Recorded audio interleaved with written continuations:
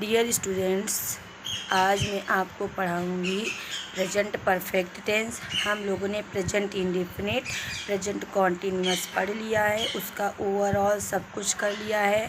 Affirmative, negative, interrogative and negative, Hindi to English, English to Hindi, सब कुछ कर लिया है प्रेजेंट इंडेफिनिट और प्रेजेंट कॉन्टिन्यूअस का।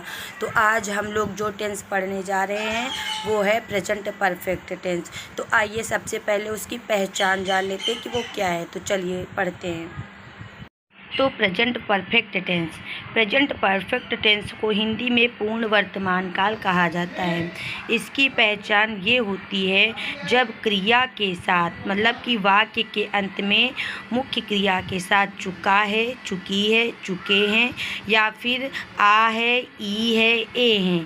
किया, लिया, दिया नहीं होगा। लास्ट में या में बड़ा की मात्रा आ है, ई है, ए हैं, ऐसी आवाज़ आए तो वहाँ पर प्रेजेंट परफेक्ट टेंस होता है। जैसे कि हमने देखा, मैं चाय पी चुका हूँ, इसमें पीना के साथ चुका हुआ जुड़ा है। वह नहा चुका है, तो यहाँ नहाना के साथ चुका हुआ जुड़ा है। वर्षा हो चुकी है, तो वर्षा के होने के साथ चुकी है जुड़ा हुआ है।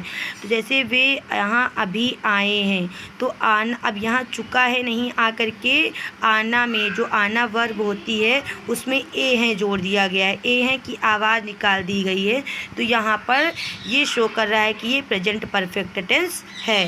तो चलिए पढ़ते हैं कि अनुवाद के नियम क्या होते हैं। तो अनुवाद का नियम ये है कि जब हम अफर्मेटिव सेंटेंस करते हैं तो सबसे पहले हमको पता सब्जेक्ट लिखा जाता है, फिर वर्ब फिर हेल्पिंग वर्ब, फिर ऑब्जेक्ट लिखा जाता है।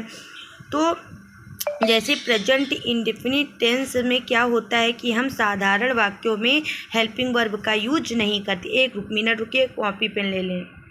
ये देखिए हमारी कॉपी भी आ गई है। कि पहचान ये है कि जिन हिंदी वाक्यों में मुख्य क्रिया के अंत में चुका है, चुकी है, चुके हैं, या फिर आ है, ई है, ए हैं, इनकी आवाज़ है, तो वहाँ पर प्रेजेंट परफेक्ट टेंस होता है। ठीक है। और रूल्स क्या होते हैं अफर्मेटिव सेंटेंसेस के, कि सबसे पहले सब्जेक्ट लिखते हैं, फिर हेल्पिंग वर्ब, फिर वर्ब की यहाँ पर थर्ड फॉर्म का यूज होता है, और उसके बाद ऑब्जेक्ट लिखते हैं। हमको पता है जब हम प्रेजेंट इंडेफिनिट टेंस करते हैं तो अफर्मेटिव सेंटेंसेस में हेल्पिंग वर्ब नहीं लगाते हैं, उसकी जगह पे में हम वर्ब में यस या फिर ईएस जोड़ देते हैं। ठीक है। और प्रेजेंट कॉन्टिन्यूअस में क्या होता है कि चाहे वाक्य अफर्मेटिव हो, नेगेटिव, इंट्रो, सब में हेल्पिंग वर्ब का यूज होता है। और प्रेजेंट कॉन्टिन्यूअस में वर्ब की फर्स्ट फॉर्म और आईएनजी जोड़ी जाती है, और जबकि उसमें प्रेजेंट इंडेफिनिट टेंस में वर्ब की फर्स्ट फॉर्म में यस या ईएस ऐड किया जाता है अफर्मेटिव में। और लेकिन जो प्रेजेंट परफेक्ट टेंस है उसमें जो है वर्ब की ना फर्स्ट फॉर्म यूज होगी ना सेकंड फॉर्म यूज होगी, यहाँ पर वर्ब की थर्ड फॉर्म का यूज होगा। और इसकी हेल्पिंग वर्ब होती है, प्रेजेंट परफेक्ट टेंस की हेल्पिंग वर्ब होती है हैज और हैव। हैज लगता है सिंगुलर के साथ, हैव लगता है प्लूरल के साथ। सिंगुलर में कौन कौन आ गया? सिंगुलर में तो हमने बता ही दिया कि जैसे कि किसी का नाम आ जाए, ही थर्ड पर्सन आ जाए। थर्ड पर्सन कौन कौन से होते हैं? Third person pronoun he, she, it, ये जो होते हैं थर्ड पर्सन प्रोनाउन होते हैं। और नाउन्स में जैसे कि किसी का नाम हो, जो एक चीज़ हो, उसके साथ हैज लगाएंगे। और जितने भी प्लूरल होंगे, प्लूरल वाले प्रोनाउन जैसे आई हो गया, यू हो गया, वी हो गया, दे हो गया, ये सारे प्लूरल प्रोनाउन हैं, इनके साथ हम हैव लगाएंगे। तो चलिए हम लोग ट्रांसलेशंस करते हैं। आइए ये देखिए, सबसे पहले लिखा है कि मैं यह पत्र लिख चुकी हूँ। हमने पहले ही बताया सबसे पहले लिखेंगे सब्जेक्ट, और सब्जेक्ट यहाँ पर है मैं, तो हो जाएगा आई के साथ हम लगाएंगे हैव, आई के साथ हैव। एक मिनट। तो चलिए अब हम ट्रांसलेशंस करते हैं। तो पहला ट्रांसलेशन हमारा वाक्य है कि मैं यह पत्र लिख चुकी हूँ। तो मैं के साथ लगता है, मैं होता आई के साथ लगाते हैं हम हैव, आई के साथ आई के साथ जो हेल्पिंग वर्ब यूज होती है वो है हैव। तो हो जाएगा I have written this letter. Right की third form written, I have written this letter. वह घर जा चुका है, he has gone to house.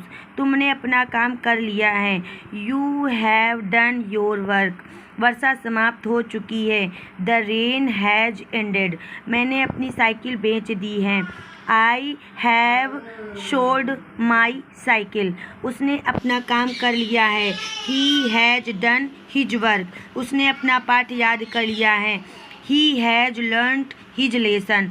अध्यापक कक्षा में अभी आए हैं, तो teacher has come in class now, right now. सूर्य निकल चुका है, द सन हैज़ राइजन। गाड़ी छूट चुकी है, तो द कार हैज़ लेफ्ट, या फिर लिख सकते हैं द ट्रेन हैज़ लेफ्ट। ठीक है, उसके बाद चोर भाग गए हैं, तो द थीव्स हैव। यहाँ बहुत सारे चोर इसलिए हैव लगेगा, तो thieves have run away. Run की थर्ड फॉर्म रन ही होगी, तो रन अवे। तुमने उसे पत्र लिखा है, you have written letter to him. बिल्ली ने दूध पी लिया है, कैट हैज ड्रिंक की third form drunk, drink drank drunk.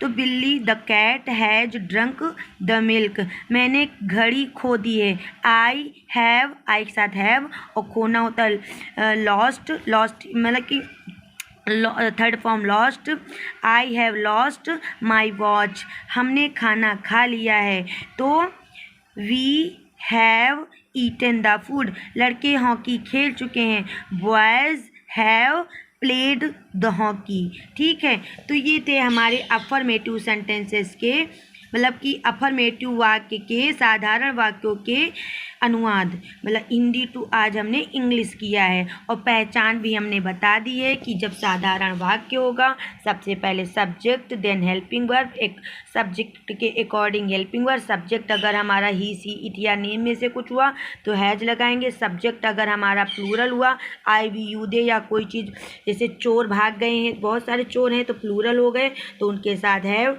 तो क्या हुआ, सिंगुलर सब्जेक्ट के साथ हैज, प्लूरल सब्जेक्ट के साथ हेल्पिंग वर्ब है, उसके बाद वर्ब की थर्ड फॉर्म लिखी जाएगी, फिर उसके बाद ऑब्जेक्ट, और ये हमारा हो गया सेंटेंस कंप्लीट। तो आप लोगों को ये पढ़ के कैसा लगा ज़रूर बताइए, और पहचान ज़रूर याद रखिए कि वाक्य के अंत में जब चुका है, चुकी है, चुके हैं आए, या फिर हेल्पिंग मतलब जो मेन वर्ब होती है उसके साथ आ है, ई है, ए है की आवाज़ है। जैसे आना का आए हैं, जाना का गए हैं, पढ़ना का पढ़ाया है, या पढ़ना का पढ़ी है, लिखना का लिखी है। इस तरीके से अगर आई, ई, ए आ है, ई है, ए है की आवाज़ वाक्य में जोड़ दिया जाए, हेल्पिंग मेन वर्ब में जोड़ दिया जाए, तो वो शो करता है कि ये वाक्य प्रेजेंट परफेक्ट टेंस का है, और अनुवाद ऐसे किया जाएगा।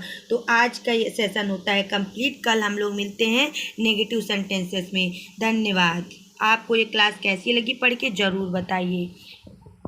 देखिए, हम डेली पढ़ाते हैं, टाइम निकाल के पढ़ाते हैं, सो प्लीज़ आप लोगों की रिस्पॉन्सिबिलिटी बनती है कि मेरे चैनल को लाइक, शेयर, सब्सक्राइब ज़रूर कीजिए। प्लीज़ ज़रूर किया करिए, और कमेंट भी किया करिए कि हम कैसा पढ़ाए हैं। अगर बताएंगे नहीं तो अपनी गलती कैसे सुधारेंगे। प्लीज़ जितने भी व्यूअर हैं सब लोग कमेंट ज़रूर करें, लाइक, शेयर, सब्सक्राइब ज़रूर करें, इससे बहुत अच्छा लगता है। आपका कुछ नहीं जाएगा, आपका एक पैसा भी खर्च नहीं होगा। प्लीज़ तो लाइक, शेयर, सब्सक्राइब ज़रूर कीजिए। धन्यवाद, बाय बाय।